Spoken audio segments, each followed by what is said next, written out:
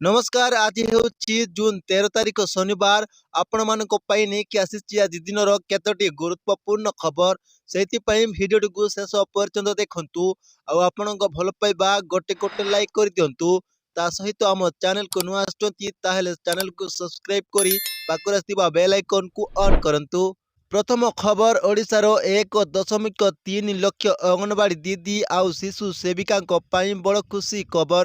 ସରକାର ଦରମା 6,000 ଟଙ୍କା ବଢ଼ାଇ ଦେଇଛନ୍ତି। ଗତକାଲି ମହିଳା ଓ ଶିଶୁ ବିକାଶ ମନ୍ତ୍ରୀ ଘୋଷଣା କରିଥିଲେ ରାଜ୍ୟର 72,000 ଅଙ୍ଗନବାଡ଼ି କର୍ମୀଙ୍କ ଦରମା 11,000ରୁ 17,000, 60,000 ସହାୟିକାଙ୍କ ଦରମା 5,500ରୁ 11,500 ଟଙ୍କା, ମିନି ଅଙ୍ଗନବାଡ଼ି କର୍ମୀଙ୍କ 8,000ରୁ 14,000 କରିଛନ୍ତି। ସମସ୍ତଙ୍କ ଦରମା 6,000 ଟଙ୍କା ବଢ଼ିଛି। ଏହି ବର୍ଦ୍ଧିତ ଦରମା 1 ଜୁଲାଇ 2024ରୁ ଲାଗୁ ହେବ। ଜୁନ୍ ମାସର ଦରମା ସହିତ ଏରୋର ବି ମିଳିବ। କେବଳ ଦରମା ନୁହେଁ, ଆଉ 3ଟା ସୁବିଧା ବି ମିଳିବ। ପ୍ରଥମେ ସମସ୍ତଙ୍କୁ ମାଗଣା ସ୍ମାର୍ଟଫୋନ୍ ଦିଆଯିବ। ଦ୍ୱିତୀୟରେ 5 ଲକ୍ଷ ଟଙ୍କାର ହେଲ୍ଥ ଇନ୍ସୁରାନ୍ସ। 3ରେ 60 ବର୍ଷ ପରେ ମାସକୁ 30,000 ଟଙ୍କା ପେନ୍ସନ୍। ସରକାର କହିଲେ ଅଙ୍ଗନବାଡ଼ି ଦିଦିମାନେ ଗାଁ ଗାଁରେ ମା' ଭଳି ଶିଶୁ ଆଉ ଗର୍ଭବତୀ ମା'ଙ୍କ ସେବା କରୁଛନ୍ତି। କୋଭିଡ୍ ବେଳେ ଜୀବିତ ବାଜି ଲଗାଇ କାମ କରିଛନ୍ତି। ତେଣୁ ଏହା ତାଙ୍କ ପାଇଁ ସମ୍ମାନ କାମ। ଏଇଥିପାଇଁ ବର୍ଷକୁ 1,200 କୋଟି ଖର୍ଚ୍ଚ ହେବ। ପରବର୍ତ୍ତୀ ଖବର, ପିଲାଙ୍କ ପାଇଁ ଖୁସି ଖବର। ଓଡ଼ିଶା ସରକାର ପ୍ରି ବସ୍ ସେବା ଘୋଷଣା କଲେ। ଯେମିତିକି ନିଟ୍, ୟୁଜି ପୂର୍ଣ୍ଣ ପରୀକ୍ଷା ଦେବାକୁ ଯାଉଥିବା ସବୁ ଛାତ୍ରଛାତ୍ରୀଙ୍କ ପାଇଁ ପ୍ରି ବସ୍ ସେବା। ଗାଁରୁ ସହର, ସହରରୁ ପରୀକ୍ଷା କେନ୍ଦ୍ରକୁ ଯାଇ ମାଗଣା କେବଳ ଆଡମିଟ୍ କାର୍ଡ ଦେଖାଇଲେ ଚଢ଼ିପାରିବେ ବସ୍।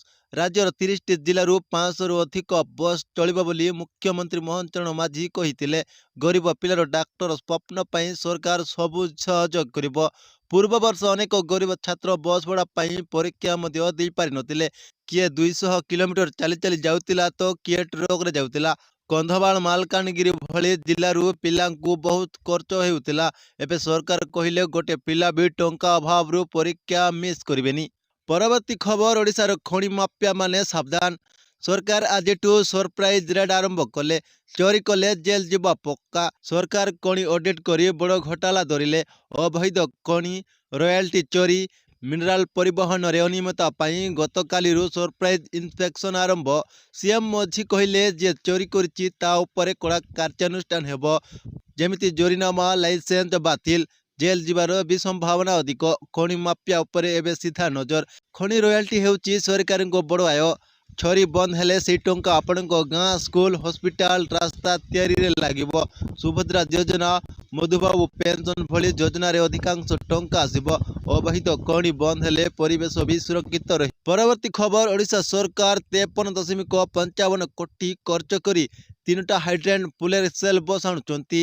ଏହି ବସ୍ ହାଇଡ୍ରୋଜେନ୍ ଗ୍ୟାସ୍ରୁ ବିଜୁଳି ବନାଏ ଆଉ ସେହି ବିଜୁଳିରେ ଚାଲେ। ଧୂଆଁ ବଦଳରେ ଖାଲି ପାଣି ବାହାରେ। ପ୍ରଦୂଷଣ 0%। ପ୍ରଥମେ ଭୁବନେଶ୍ୱର, କଟକ, ପୁରୀ ରୁଟ୍ରେ ଚାଲିବ। ଗୋଟିଏ ଥର ହାଇଡ୍ରୋଜେନ୍ ଭର୍ତ୍ତି କଲେ 400 କିଲୋମିଟର ଯାଏଁ ଚାଲିବ। ପେଟ୍ରୋଲ ଡିଜେଲ ଦାମ ବଢ଼ିଲେ ବି ବସ୍ ଫ୍ରି ଫାୟାର ପଡ଼ିବନି। ଧୂଆଁ ନାହିଁ ମାନେ ବିଶ୍ୱାସ ରୋଗ କମିବ। ଆମ ପିଲାମାନେ ସୁସ୍ଥ ରହିବେ। ଓଡ଼ିଶା ଦେଶର ପ୍ରଥମ 5ଟି ରାଜ୍ୟ ଭିତରେ ଆସିଲା। କେଉଁଠି ହାଇଡ୍ରୋଜେନ୍ ଚାଲିବା ଗର୍ବର କଥା। ପରବର୍ତ୍ତୀ ଖବର, ଭୁବନେଶ୍ୱରରୁ ଦିଲ୍ଲୀ ମାତ୍ର 6 ଘଣ୍ଟା। ବୁଲେଟ୍ ଟ୍ରେନ୍ ଯୋଜନାକୁ ନେଇ ଚର୍ଚ୍ଚା। ଭାରତରେ ବୁଲେଟ୍ ଟ୍ରେନ୍ ଭଳି ହାଇସ୍ପିଡ୍ ରେଳ ନେଟୱାର୍କ ବଢ଼ାଇବା ପାଇଁ ଚାଲିଥିବା ବଡ଼ ଯୋଜନା ଯୋଗୁଁ ଏବେ ଓଡ଼ିଶାରେ ରେଳ ଯୋଗାଣର ଭବିଷ୍ୟତକୁ ନେଇ ପୁଣି ଚର୍ଚ୍ଚା ଆରମ୍ଭ ହୋଇଛି। ଯଦିଓ ଓଡ଼ିଶା ପାଇଁ ଏପର୍ଯ୍ୟନ୍ତ କୌଣସି ଅଫିସିଆଲ ବୁଲେଟ୍ ଟ୍ରେନ୍ ଲାଇନ୍ ଘୋଷଣା କରାଯାଇ ନାହିଁ, ତଥାପି ଆଗାମୀ ଦିନର ପ୍ରସ୍ତାବିତ ଯୋଜନାକୁ ଦେଖିଲେ ଜଣାପଡ଼ୁଛି ଯେ ଭୁବନେଶ୍ୱରରୁ ଦେଶର ଅନ୍ୟ ବଡ଼ ବଡ଼ ସହରକୁ ଯାତ୍ରା ସମୟ ବହୁତ କମିଯାଇପାରେ। କେନ୍ଦ୍ର ସରକାର ଏବେ ଦେଶର ପ୍ରମୁଖ ଆର୍ଥିକ କେନ୍ଦ୍ରଗୁଡ଼ିକୁ ଯୋଡ଼ିବା ପାଇଁ ନୂଆ ନୂଆ ହାଇସ୍ପିଡ୍ ରେଳ ଲାଇନ୍ ତିଆରି କରିବାକୁ ବିଚାର କରୁଛନ୍ତି। ଏହାଦ୍ୱାରା ଦେଶର ପରିବହନ ବ୍ୟବସ୍ଥା ଓ ବିଭିନ୍ନ ଅଞ୍ଚଳ ମଧ୍ୟରେ ଯୋଗାଯୋଗ ଆହୁରି ମଜବୁତ ହେବ। ପରବର୍ତ୍ତୀ ଖବର, ଓଡ଼ିଶାବାସୀ ସାବଧାନ। ଆସନ୍ତା 48 ଘଣ୍ଟା ପ୍ରବଳରୁ ଅତି ପ୍ରବଳ ବର୍ଷା। ଆଇଏମ୍ଡି ଜାରି କଲା ରେଡ୍ ଆଲର୍ଟ। କେଉଁ ଜିଲ୍ଲାରେ କେତେ ବର୍ଷା ଆସନ୍ତୁ ଜାଣିବା। ତଳିଆ ଅଞ୍ଚଳରେ ପାଣି ଜମିପାରେ, କଚ୍ଚା ଘର ଭାଙ୍ଗିପାରେ, ବିଜୁଳି କଟିପାରେ। Ganjam, Malkangiri school college 14 June ବନ୍ଦ ହୋଇପାରେ। ସରକାର ପ୍ରସ୍ତୁତ। ଏନ୍ଡିଆର୍ଏଫ୍ ଓଡ୍ରାଫ୍ ଟିମ୍ ସମ୍ପୂର୍ଣ୍ଣ ପ୍ରସ୍ତୁତ। 24 ଘଣ୍ଟିଆ କଣ୍ଟ୍ରୋଲ ରୁମ୍ ଖୋଲିଛି। ବିପଦ ହେଲେ 1070କୁ କଲ୍ କରନ୍ତୁ। ସିଏମ୍ ମୋହନ ମାଝୀ ସବୁ ଜିଲ୍ଲାପାଳଙ୍କୁ ସତର୍କ ରହିବାକୁ କହିଛନ୍ତି। ବଙ୍ଗୋପସାଗରରେ ସୃଷ୍ଟି ହୋଇଥିବା ଲଘୁଚାପ ଯୋଗୁଁ 13 ବା 14 ଜୁନରେ ଓଡ଼ିଶାରେ ଭାରୀ ବର୍ଷା ହେବ। ଅରେଞ୍ଜ ଆଲର୍ଟ ଖୋର୍ଦ୍ଧା, ପୁରୀ, କଟକ, ଜଗତସିଂହପୁର ଏହି 7 ଜିଲ୍ଲାରେ 200 ମିଟରରୁ ଅଧିକ ବର୍ଷା ହୋଇପାରେ। ସମୁଦ୍ର ଶାନ୍ତ ମତ୍ସ୍ୟଜୀବୀଙ୍କୁ ସମୁଦ୍ରକୁ ନ ଯିବାକୁ ନିର୍ଦ୍ଦେଶ ଦେଇଛନ୍ତି। ପରବର୍ତ୍ତୀ ଖବର ଜୁନ୍ 30ରୁ ଦେଶରେ ପ୍ରଚଳନରୁ ହଟିବ କି କାଗଜ ନୋଟ୍? ସ୍ପଷ୍ଟ କଲେ କେନ୍ଦ୍ର ସରକାର। ଭାରତ ସରକାର ଇଣ୍ଟରନେଟ୍ ମିଡିଆରେ ପ୍ରସାର ହେଉଥିବା ସେହି ସବୁ ଖବରକୁ ଖାରଜ କରିଦେଇଛନ୍ତି ଯେଉଁଥିରେ ଭାରତୀୟ ରିଜର୍ଭ ବ୍ୟାଙ୍କ RBI ଚଳିତ ମାସ ଶେଷ ସୁଦ୍ଧା ସବୁ କାଗଜ ନୋଟ୍ ହଟାଇ ଦେଶର ପ୍ଲାଷ୍ଟିକ୍ ନୋଟ୍ ପ୍ରଚଳନ କରିବେ ବୋଲି ଦାବି କରାଯାଉଛି। ସରକାର ସ୍ପଷ୍ଟ କରିଛନ୍ତି ଯେ କେନ୍ଦ୍ରୀୟ ବ୍ୟାଙ୍କ ଏପରି କୌଣସି ନିର୍ଦ୍ଦେଶ ଜାରି କରିନାହାନ୍ତି ଓ କାଗଜ ମୁଦ୍ରା ପୂର୍ବବତ୍ ପ୍ରଚଳନ ରହିବ। ପତ୍ର ସୂଚନା କାର୍ଯ୍ୟାଳୟ PIB ଫ୍ୟାକ୍ଟ ଚେକ୍ ଏକ୍ସପ୍ରେସ୍ କହିଛନ୍ତି ଯେ ଇଣ୍ଟରନେଟ୍ ମିଡିଆରେ ପ୍ରସାରିତ ହୋଇଥିବା ଅନେକ ପୋଷ୍ଟରରେ RBI 30 ଜୁନ୍ 2024ରେ କାଗଜ ନୋଟ୍ ହଟାଇ ତା ସ୍ଥାନରେ ପ୍ଲାଷ୍ଟିକ୍ ନୋଟ୍ ପ୍ରଚଳନକୁ ଆଣିବାକୁ ଦାବି କରିଛନ୍ତି। ତେବେ ଏପରି ଦାବି ସମ୍ପୂର୍ଣ୍ଣ କପୋଳ କଳ୍ପିତ ଓ ଏଥିରେ କୌଣସି ସତ୍ୟତା ନାହିଁ। PIB କହିଛନ୍ତି ଯେ ଏପରି ଦାବି ସମ୍ପୂର୍ଣ୍ଣ ଭୁଲ। ଏଥିରେ ଅର୍ଥ ମନ୍ତ୍ରଣାଳୟ ଅଧିକାରୀ ଏ କଥା ଉପରେ ଜୋର ଦେଇଛନ୍ତି ଯେ ମେସେଜିଂ ଆପ୍ରେ ସମ୍ବେଦନଶୀଳ ଭିତ୍ତିକ ଖବର ପ୍ରସାରଣ ପୂର୍ବରୁ ସାବଧାନ ଅବଲମ୍ବନ କରାଯିବ ବୋଲି କହିଛନ୍ତି। ପରବର୍ତ୍ତୀ ଖବର ସରକାର କଲେ ବଡ଼ ଘୋଷଣା। ଇ-ଶ୍ରମ କାର୍ଡକୁ ଏବେ PMSYM ପେନ୍ସନ୍ ଯୋଜନା ସହ ଯୋଡ଼ାଯିବ। ଆପଣଙ୍କ ବୟସ 18ରୁ 40 ଭିତରେ ହୋଇଥିବା ଆବଶ୍ୟକ। ଏହି ଇ-ଶ୍ରମ କାର୍ଡରେ ମାସକୁ ମାତ୍ର 55ରୁ 200 ଟଙ୍କା ଜମା କଲେ 60 ବର୍ଷ ପରେ ଜୀବନ ସାରା 300 ଟଙ୍କା ପେନ୍ସନ୍ ପାଇବେ। ଆଉ ଆପଣ ଯଦି ଆକ୍ସିଡେଣ୍ଟ କିଛି ହୋଇଯାଏ ତେବେ ଆପଣଙ୍କୁ 2 ଲକ୍ଷ ଟଙ୍କା ବୀମା ପରିବାର ଲୋକଙ୍କୁ ମିଳିବ। ଆୟୁଷ୍ମାନ କାର୍ଡ ପରି 5 ଲକ୍ଷ ଟଙ୍କା ପର୍ଯ୍ୟନ୍ତ ଫ୍ରି ଚିକିତ୍ସା ବି ହେବ। ତେବେ ଆପଣଙ୍କ ପାଖରେ ଇ-ଶ୍ରମ କାର୍ଡ ନାହିଁ ତେବେ ନିକଟସ୍ଥ CSC ସେଣ୍ଟରକୁ ଯାଆନ୍ତୁ। ମାତ୍ର 5 ମିନିଟରେ କାମ ସରିଯିବ।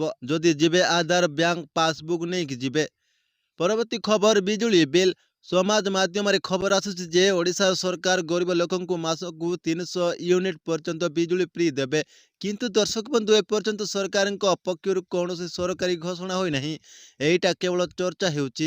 ସରକାରୀ ନୋଟିସ୍ ଆସିଲେ ଆମେ ତୁରନ୍ତ ଆପଣଙ୍କୁ ଜଣାଇବୁ। ଏବେ ବିଲ୍ ଆସିଲେ ସମୟରେ ଦିଅନ୍ତୁ। ପରବର୍ତ୍ତୀ ଖବର ଓଡ଼ିଶା ମା ଭଉଣୀମାନଙ୍କ ପାଇଁ ଖୁସି ଖବର। ସୁଭଦ୍ରା ଚତୁର୍ଥ କିସ୍ତି 5,000 ଏହି ତାରିଖରେ ଆସୁଛି। କିନ୍ତୁ ଏହି 5ଟା ଭୁଲ ଥିଲେ ଆପଣଙ୍କ ଖାତାକୁ ଟଙ୍କା ଆସିବନି। ସରକାରୀ ସୂତ୍ର ଅନୁସାରେ ସୁଭଦ୍ରା ଯୋଜନା ଚତୁର୍ଥ କିସ୍ତି 5,000 ଆସନ୍ତା 25 ଜୁନ୍ 2024ରେ ଆପଣଙ୍କ ବ୍ୟାଙ୍କ ଖାତାକୁ ସିଧା ଆସିବ। 21ରୁ 60 ବର୍ଷ ମହିଳା ଯେଉଁମାନେ ପୂର୍ବରୁ 3ଟା କିସ୍ତି ପାଇଛନ୍ତି ସେମାନେ ସମସ୍ତେ ପାଇବେ। କିନ୍ତୁ ଧ୍ୟାନ ଦିଅନ୍ତୁ ସରକାର ଏକାତରେ ଭେରିଫିକେସନ କଡ଼ା କରିଛନ୍ତି। ଆପଣ ଯଦି ଆଧାର ସହ ବ୍ୟାଙ୍କ ଆକାଉଣ୍ଟ ଲିଙ୍କ ନାହିଁ, EKYC ଅପଡେଟ୍ କରିନାହାନ୍ତି ଶୀଘ୍ର ତୁରନ୍ତ କରନ୍ତୁ। 30 ଜୁନ୍ ଶେଷ ତାରିଖ। ପରବର୍ତ୍ତୀ ଖବର ଏହି ବର୍ଷ ରଥଯାତ୍ରା 20 ଜୁନ୍ 2024 ଶୁକ୍ରବାର ଦିନ। ସରକାରଙ୍କ 3ଟି ନୂଆ ଘୋଷଣା। ପ୍ରଥମେ pre bus service. Bhubaneswar, Cuttack, ବ୍ରହ୍ମପୁରରୁ ପୁରୀ ପର୍ଯ୍ୟନ୍ତ 500 ସ୍ୱତନ୍ତ୍ର ବସ୍ ସମ୍ପୂର୍ଣ୍ଣ ମାଗଣା। ଦ୍ୱିତୀୟ ମୋବାଇଲ ହେଲ୍ଥ ଭ୍ୟାନ୍। ପ୍ରତି 500 ମିଟରରେ ଡାକ୍ତର, ORS, ପାଣି। ଗରମ ଯୋଗୁଁ କେହି ଅସୁସ୍ଥ ହେବେନି।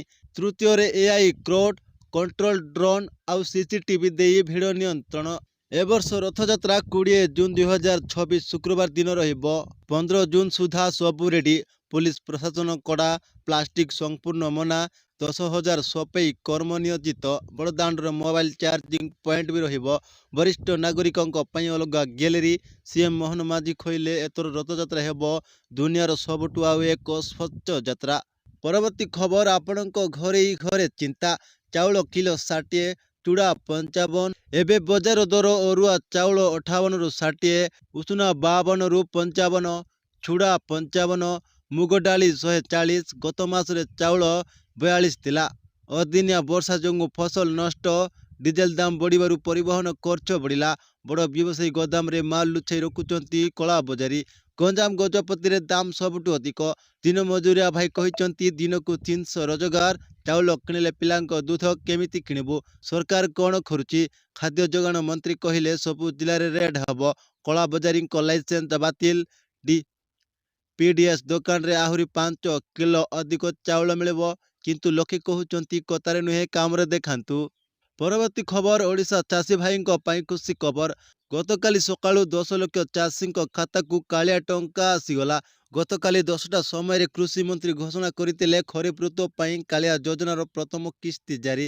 ରାଜ୍ୟର 10 ଲକ୍ଷ ଛୋଟ ଓ ନାମମାତ୍ର ଚାଷୀଙ୍କ ବ୍ୟାଙ୍କ ଖାତାକୁ ଜଣକ ପିଛା 2,000 ଟଙ୍କା ଡିବିଟି ମାଧ୍ୟମରେ ପଠାଯାଇଛି। ମୋଟ 200 କୋଟି ଟଙ୍କା ଜାରି। ମୌସୁମୀ ଆସିବା ସହିତ ଚାଷୀ ଭାଇ ବିହନ, ସାର କିଣିବା ପାଇଁ ଏହି ଟଙ୍କା ବ୍ୟବହାର କରିପାରିବେ। ପରବର୍ତ୍ତୀ ଖବର, ଏଇଥର +2 ପାସ୍ କରିଥିବା ପିଲାଙ୍କ ପାଇଁ ବଡ଼ ଖୁସି ଖବର। ଓଡ଼ିଶା ସରକାର 50,000 ଛାତ୍ରଛାତ୍ରୀଙ୍କୁ ମାଗଣାରେ ଲାପଟପ୍ ଦେବେ।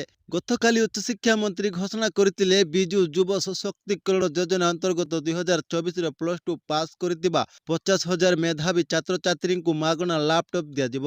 ଏହି ଲାପଟପ୍ କିଏ ପାଇପାରିବ? ଏହାର 3ଟି କାରଣ। ପ୍ରଥମ, +2 ସାଇନ୍ସ, ଆର୍ଟସ, କମର୍ସରେ 70%ରୁ ଅଧିକ ମାର୍କ ରଖିଥିବା ଦରକାର। 2ରେ SC, ST ପିଲା 60% ରଖିଥିଲେ ମଧ୍ୟ ପାଇପାରିବ। 3ରେ ପାରିବାରିକ ବାର୍ଷିକ ଆୟ 2.5 ଲକ୍ଷରୁ କମ୍। ପ୍ରତି ଲାପଟପ୍ର ଦାମ 35,000 ଟଙ୍କା। ମୋଟ 175 କୋଟି ଟଙ୍କା ଖର୍ଚ୍ଚ ହେବ ବୋଲି ଅନୁମାନ କରାଯାଉଛି। ମେରିଟ୍ ଲିଷ୍ଟ 15 ଜୁଲାଇରେ ବାହାରିବ। ଅଗଷ୍ଟ 15ରୁ କଲେଜରେ ଲାପଟପ୍ ବଣ୍ଟନ ହେବ। ଏହି ଲାପଟପ୍ରେ windows 11, MS office, 8GB RAM ରହିବ।